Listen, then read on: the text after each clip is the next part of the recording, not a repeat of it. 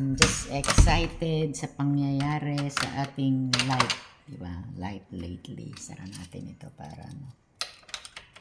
So, diba? Gusto ko rin naman ma-experience yung ganun guys na lock na.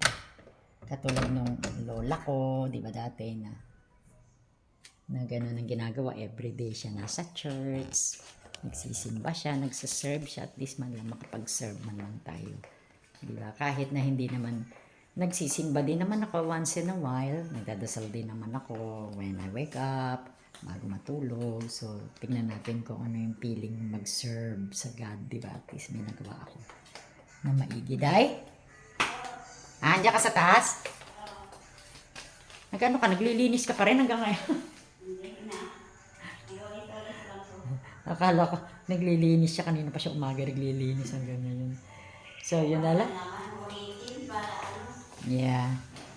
Sabi ko, parang ang sarap maglakad. Tulog naman ata ang mama. Gusto kong pumunta doon sa ano. Kaya gusto kong magbili ng kape or si Regina lang. Kaya nakamotor siya. Pero. Si ma'am, si nanay natulog? Tinext ko nga, baka gusto niya na maglakad. Magpasyal. Kasi exercise din yun, di ba? Pero, so, that's it for today, guys. Yan ang ating vlog. Once again, this is Brit Pinay. So, ina-update ko lang kayo sa mga pangyayari sa buhay ko kung bakit hindi ninyo ako nakikita kasi na-busy ako. And then, meron pala nangyari kanina, kaloka. So, on Monday, magwa-wait pala kami dun sa nung aking pension ni mother. So, kailangan nating i-update. As we thought, we can update it ngayon kasi 30 na ngayon. So, naka-ready na.